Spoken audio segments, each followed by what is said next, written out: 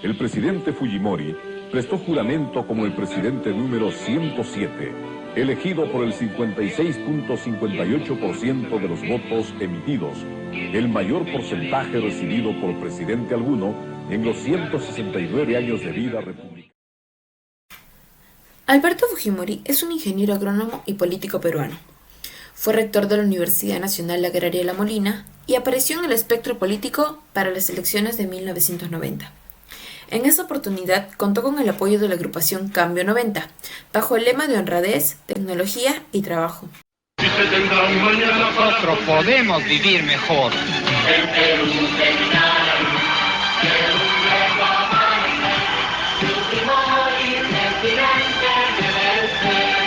Marca el 90, el símbolo del cambio. La presidencia de Fujimori representó uno de los casos más emblemáticos de corrupción.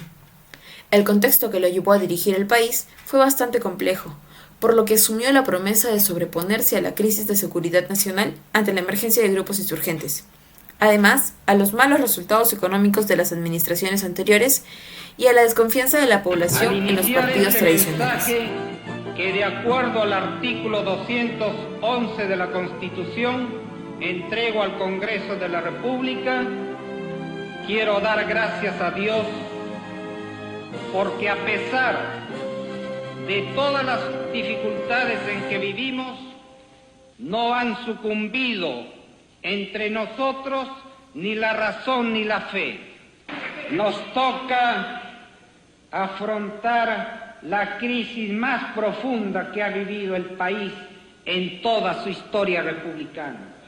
Una sociedad escindida por la violencia, la corrupción, terrorismo y el narcotráfico, en una palabra, casi una economía de guerra.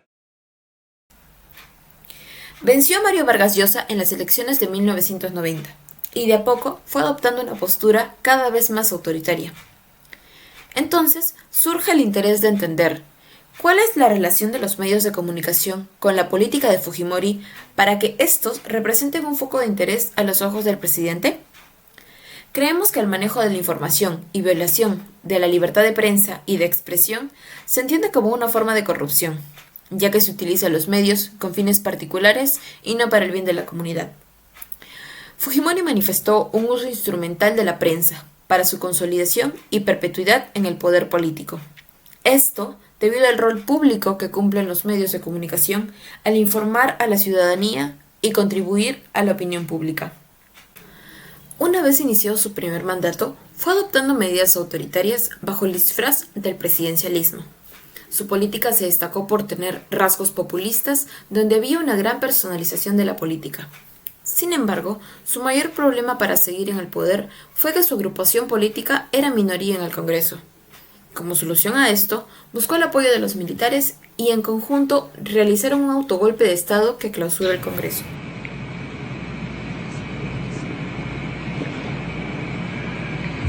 Como presidente de la República, he constatado directamente todas estas anomalías y me he sentido en la responsabilidad de asumir una actitud de excepción para procurar acelerar el proceso de esta reconstrucción nacional, por lo que he decidido tomar las siguientes trascendentales medidas. Primero, disolver temporalmente el Congreso de la República hasta la aprobación de una nueva estructura orgánica del Poder Legislativo, la que se aprobará mediante un plebiscito nacional. Finalmente, su segundo mandato comenzó en 1995, donde consolidó una concepción antipolítica, antipartidos y antiinstitucional. Para el año 1998, en Perú, la democracia y los derechos humanos habían pasado a segundo plano.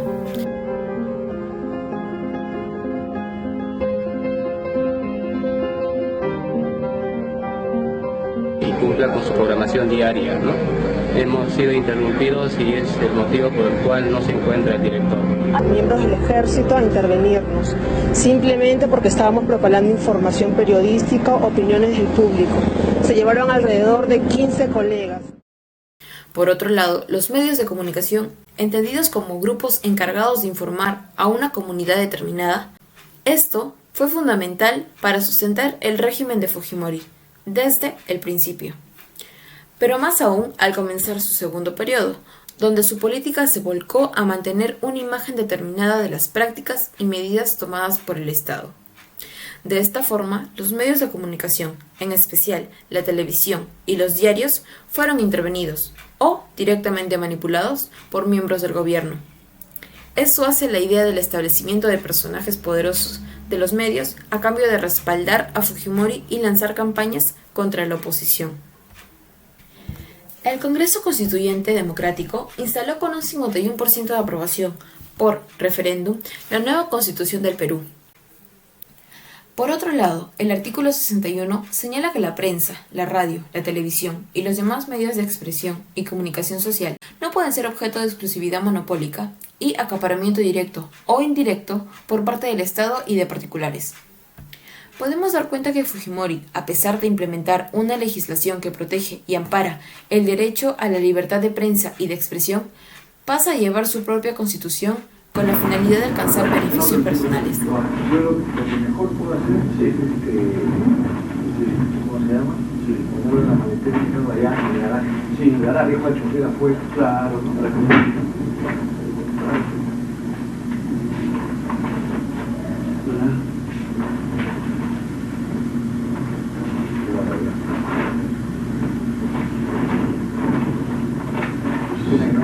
Billete más grande eso.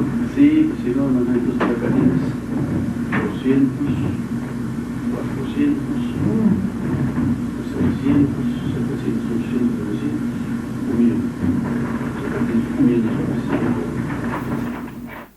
No obstante, los medios de comunicación no fueron censurados ni controlados directamente por el Estado, ya que, a través de sobornos y acuerdos entre montesinos y los dueños de los medios, el control de estos no era evidentemente directos.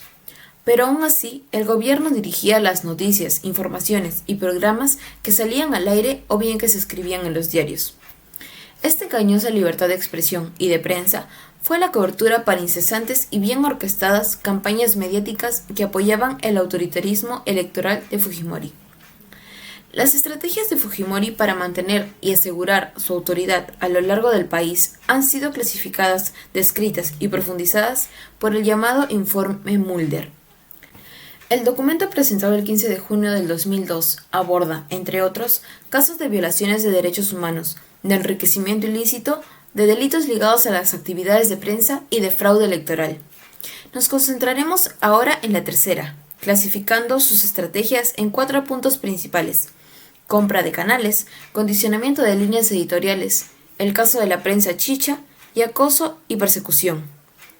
Junto con otros delitos contra periodistas peruanos, el informe detalla la compra de 5 canales de televisión nacional: Canal 4, Canal 5, Canal 9, Canal 10 y Canal 13. Todas las negociaciones previas a estas adquisiciones se realizaron de manera ilícita y la evidencia más contundente para condenarlas fueron una serie de videos cuya transcripción dan cuenta de una idea central de las acciones de Fujimori para con la prensa.